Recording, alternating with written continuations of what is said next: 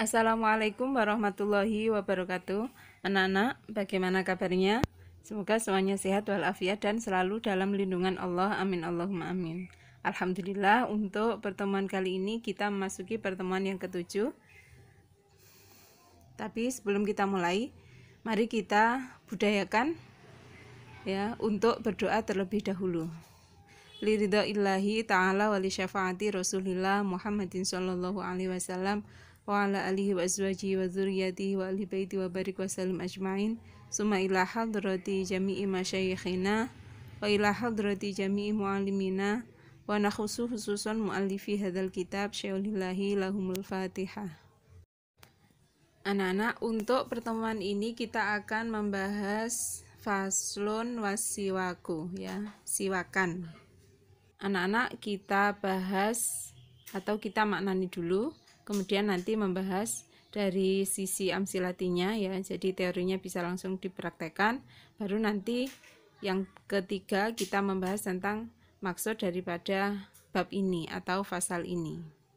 Bismillahirrahmanirrahim. Qala al-muallifu rahimahullahu ta'ala wa nafa'ana bihi wa bi'ulumihi wa amaddana bi asrarihi wa a'ada alaina bi barakatihi fid daraini amin ya rabbal alamin.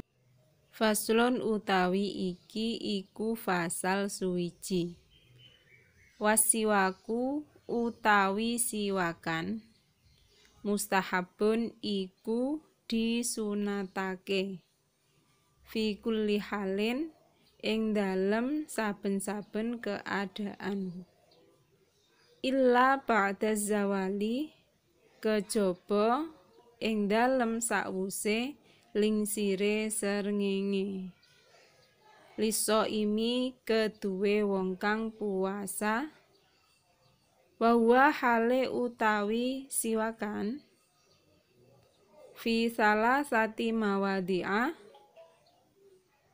ing dalem telu pira-pira panggonan asyadu iku luwih banget istihbaban apane kesunatane inda taghayyuril fami ing dalem nalikane berubahe mulut min azmin sangking suwene meneng wa ghairihi lan liyane azmin wa indal qiyami lan nalikane tangi minan naumi sangking turu wa indal qiyami lan nalikane jumeneng ilas sholati maring sholat. Dari kata yang pertama, faslun utawi iki iku fasal suwiji. Iki berarti ada kata tunjuk ya. Nah, kalau ada kata tunjuk maka disebut apa? Isim isyarah. Mana isim isyarahnya tidak dimunculkan. Kalau dimunculkan akan berbunyi seperti ini.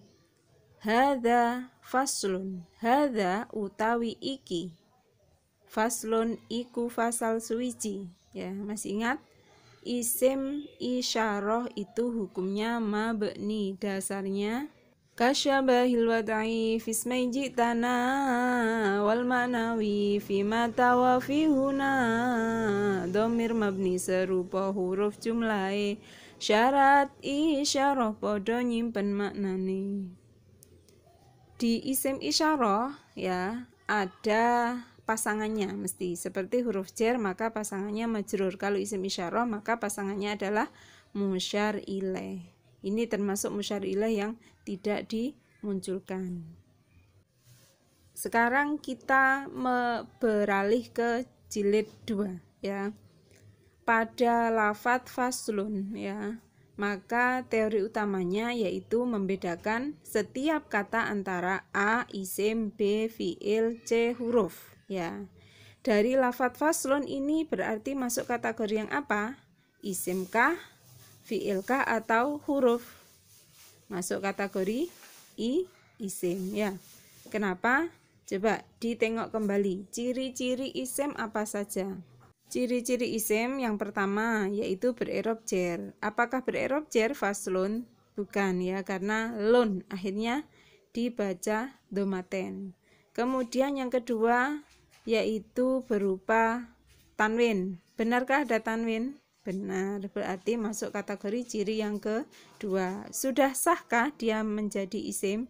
Sudah tepat karena ada tanwinnya, berarti dia masuk kategori isim. Kemudian ketika sudah kategori A ya, sudah berupa isim, maka selanjutnya yaitu menerapkan rumus A1. A1 ini ada 4 item ya yang harus dipilih antara makrifat dan nakiroh. Masih ingat makrifat yaitu menunjukkan arti khusus, kemudian kalau nakiroh berarti menunjukkan arti umum ya. Lah fasal ini menunjukkan khusus atau umumkah? Kita tengok tandanya ya. Kalau isim makrifat biasanya tandanya ada al, kalau isim nakiroh tandanya ada tanwin. Berarti masuk kategori makrifat atau nakiroh? Masuk kategori nakiroh karena ada tanwin. Dasarnya apa kalau nakiroh? Kita baca bersama. Nakiratun qabilu al-mu'asira awaqi'un mauqi'a ma qadzukira. Nakirah dadi ma'rifat yen ono al, ciri gampange tanwin bisa diapal. Lafat faslun ya, dibaca domaten. Berarti i'rabnya apa? I'rabnya rofa. Ayo dibaca bersama. Farfa bi dhammin wansiban fathan wajur kasron ka dzikrullahi abdahu yasur wajzim bi taskinin wa ghairu madzukir yanubu nahwu ja'ahu bani namir. Rafa dhammana sofat hajazm sukun jer kasro dzikira ing Allah kang tekun. Rafa dhammana sofat hajazm sukun jer kasra dzikira ing Allah kang tekun. Kemudian bergeser pada lafat wasiwaku ya. Ada wa, ada lafat asiwaku. Wa apakah huruf jer? Bukan ya. Kenapa? Karena lafat asiwaku itu tidak dibaca kasroh, tidak dibaca wasiwaki. Maka wawunya bukan wawu huruf jer ya, karena huruf jer itu tugasnya mengejerkan kata yang jatuh setelahnya ya. Selanjutnya lafat asiwaku ada alnya ya, karena asalnya adalah siwaku saja ya, ada alnya. Kalau ada al maka dia kategori apa? Masuk kategori isim ya, karena salah satu daripada tanda isim adalah al. Kemudian kalau sudah masuk kategori isim atau A ya, maka harus menerapkan rumus A1. A1 yaitu pilihannya yang pertama antara makrifat dan nakiroh. Kalau tadi kita sudah mengetahui untuk tanda nakiroh yaitu tanwin, maka ciri khusus untuk isim makrifat adalah al ya. Teorinya mana yang mengatakan demikian? Kita baca bersama dasarnya. Al-harfu ta'rifin awil lamu faqat fanamatun arraftakul fihi namat. Al-utawa lam iku huruf ma'rifat al-manjeng ing nakiroh dadi ma'rifat. Selanjutnya yang baru kita pelajari yaitu tentang mudzakkar atau muannas ya. Kita tengok kembali arti mudzakkar apa? Laki-laki. Kemudian kalau muannas berarti perempuan ya. Tanda perempuan apa saja? Yaitu ada ta marbutoh atau ada alifnya. Lafat asiwaku akhirnya berupa ta atau alif? Tidak ada ya. Kemudian untuk kategori perempuan apa saja? Yang masuk kategori perempuan yaitu yang pertama anggota badan yang sepasang. Asiwaku apakah anggota badan? Siwak ya, tidak ya, karena bukan tangan, bukan kaki, bukan mata dan seterusnya. Kemudian pilihan yang kedua, apakah asiwaku itu dinas dalam Al-Quran? Jawabannya juga tidak ya, tidak dinas dalam Al-Qur'an tentang ke perempuannya ya. Maksudnya lafadz aswaku itu dihukumi perempuan secara Al-Qur'annya. Kemudian yang ketiga ya pilihannya, apakah aswaku ini khusus untuk perempuan? Jawabannya juga bukan ya, karena laki-laki juga boleh siwakan, perempuan juga boleh siwakan ya. Berarti bukan masuk kategori dari mu'annas, dari perempuan. Maka pilihannya berarti jatuh pada mudzakkar. Otomatis lafadz aswaku ya di rumus A1 ya, dia selain menunjukkan makrifat ya karena ada al, yang kedua dia menunjukkan laki-laki karena tidak ada tanda perempuannya. Tanda perempuan atau ciri perempuan ya, teorinya kita baca bersama. Alamatut ta'nisi ta'un au alif wa fi asamin qaddaru takal katif. Ciri nemu anas alif utawa ta lan kadang tanpa tondo kanthi nyimpen ta. Selanjutnya lafadz fi kulli halin ya. Maka dia terdiri dari berapa kata? Ada fi, ada kulli, sama ada halin ya. Berarti terdiri dari 3 kata. Yang pertama yaitu apa? Fi, huruf jar. Kemudian yang kedua kulli, berarti masuk kategori apa? Dia adalah majrur, dibaca jar ya, karena jatuh setelah huruf jar. Kalau dia dibaca jar maka dia masuk kategori isim ya, karena bisa bererob jar ya. Kebetulan ini bererob jarnya karena jatuh setelah huruf jar. Kemudian masih digandeng dengan lafadz halin ya. Kulli halin berarti ada gabungan 2 kata yang menunjukkan satu arti, maka dia adalah idhofah ya. Jadi lafadz kulli yang pertama disebut mudhof ya, masih ingat syaratnya mudhof, tanpa al, tanpa tanwin, dan tanpa nun. Kemudian yang kedua adalah mudhof ilaih, yaitu dia bererob jar, makanya halin dibaca lin, tanwin ya, karena tidak ada al maka adanya harus tanwin ya. Berarti pada lafadz kulli halin adalah susunan idhofah. Kita baca bersama untuk teori dari idhofah. Nunan talil i'raba au tanwina mimma tudhifu hadhif katurisina wa thani yajrur wanwi min au fi idza lam yasluhil ladzaka wal lamahudha. Nun lan tanwin kang dadi mudhof dibuang, mudhof ilaih jar lan al mudhof dibuang. Idhofah kudu nyimpen makna suwiji sangka min utawa lilan maknane fi. Selanjutnya, kalau sudah isim ya, maka masuk pada teori A1 ya. Berarti yang dibedakan lafadz apa? Kulli dengan halin. Kalau fi karena dia huruf jar maka tidak masuk kategori teori A1. Kita terapkan rumus A1 untuk lafadz kulli ya. Jadi membedakan antara makrifat atau nakiroh dia yang mana? Yang benar. Yang benar adalah nakiroh ya.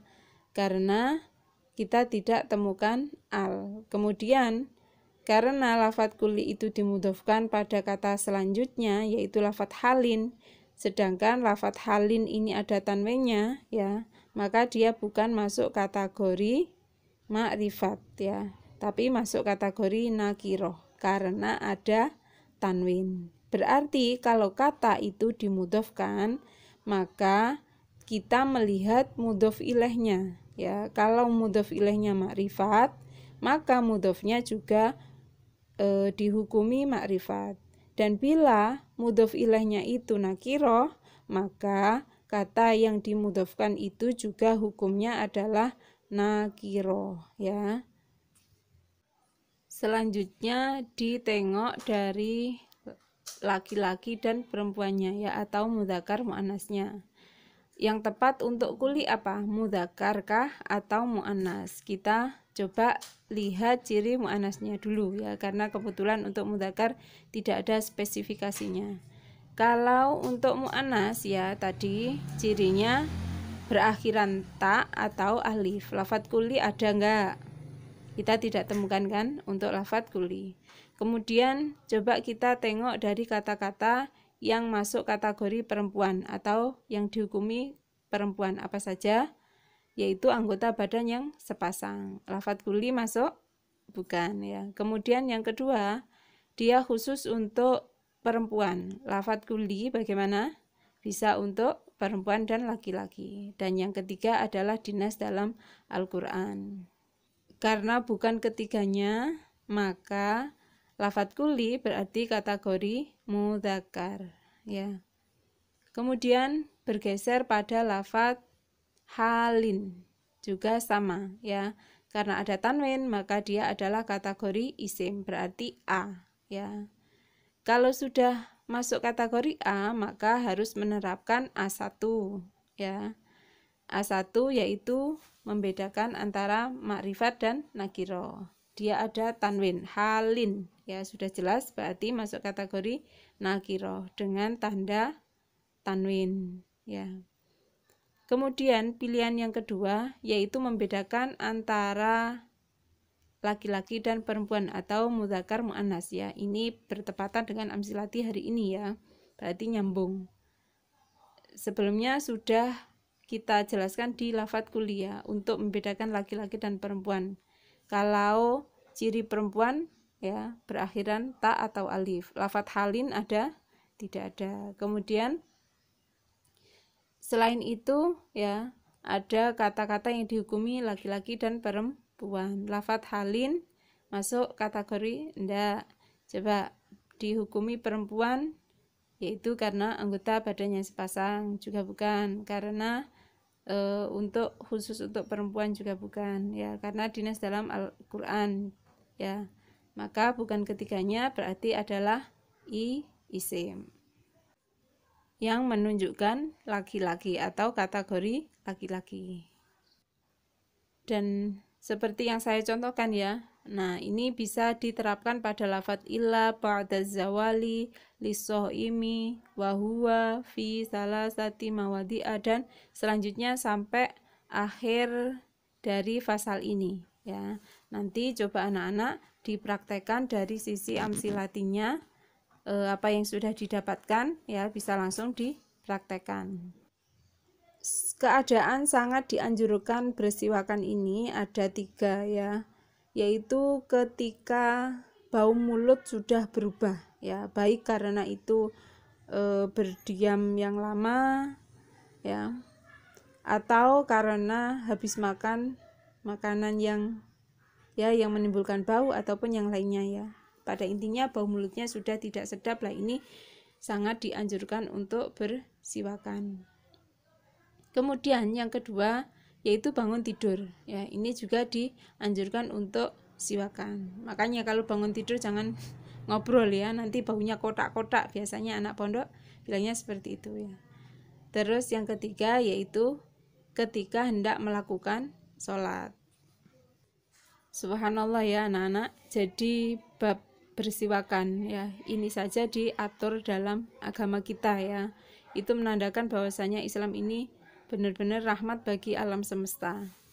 Coba kalau baunya nggak enak kan kasihan juga dengan orang yang kita ajak ngobrol ya. Dan bagi yang istiqomah berpuasa sunnah ya, maka usahakan setiap habis sahur ya itu langsung gosok gigi biar baunya tidak menyengat ya. Jadi sisa-sisa makanannya sudah bersih ya. Dan kasihan kalau misalnya kita ngobrol dengan orang terus bau kita nggak enak kan, kasihan orangnya ya, karena menahan bau yang nggak enak ya. Dan ada juga yang kadang pengen muntah karena karena tidak tahan dengan bau yang tidak sedap ya. Alhamdulillah untuk pertemuan kali ini cukup. Saya mohon maaf bila ada salah dan khilafnya. Insya Allah kita akan melanjutkan pembelajaran ini pada minggu yang akan datang. Semoga kita masih diberi kesehatan, umur panjang sama Allah, dan selalu mendapatkan hidayah dari Allah. Amin Allahumma amin. Ila liqa. Assalamualaikum warahmatullahi wabarakatuh. Salam semangka, semangat karena Allah.